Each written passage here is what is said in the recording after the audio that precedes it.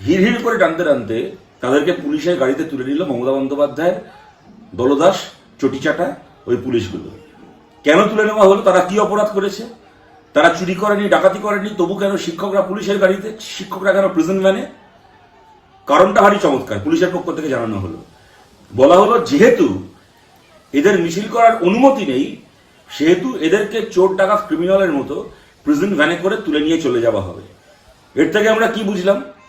পশ্চিমবাংলায় মিছিল করার অনুমতি নেই, তাই শিক্ষকরা প্রিজন ভ্যানে, আর বাংলায় চুরি করার অনুমতি রয়েছে, সেই কারণে তৃণমূল কংগ্রেসের হাজার হাজার চাকরি চোর তারা পুলিশের ধরাছোঁয়ার বাইরে তারা কলার তুলে ঘুরে বেড়াচ্ছে, বুক ফুলিয়ে ঘুরে বেড়াচ্ছে এলাকায় এলাকায়, পাড়ায় পাড়ায়, যারা তৃণমূলের হয়ে টাকা তুলে এই চাকরি বেচা সিন্ডিকেট চালিয়েছিল।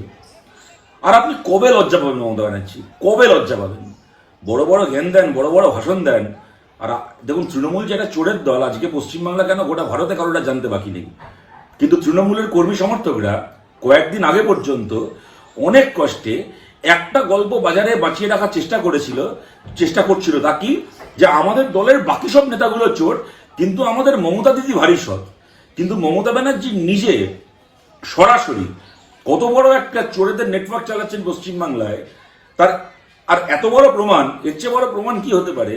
আজকে পর্যন্ত বাংলায় চাকরি চুরি করার জন্য, চাকরি বিক্রি করার জন্য একটা লোকের গায়ে একটা পুলিশের আঁচড় লাগলো না। এমনকি আপনারা জানেন পার্থ মানিকের মতো যে তৃণমূলের চোরগুলো জেল খেটেছে বা খাটছে, অনেকে জেল থেকে বেরিয়ে এসছে, কুন্তল শান্তনু মানিকরা, কিন্তু এরাও কেউ পুলিশের হাতে জেলে যায়নি, পুলিশ এদের কাউকে ধরেনি।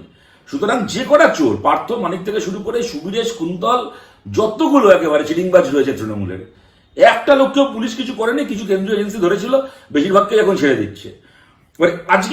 আজকে পর্যন্ত একটা চাকরি বেচা লোকের শরীরে একটা পুলিশের লাঠি ছেড়ে দিন, একটা পালকের আঁচড় পড়লো না, পুলিশের আঙুল কখনো আজ অব্দি একটা চোরকে স্পর্শ করলো না পশ্চিমবাংলায়।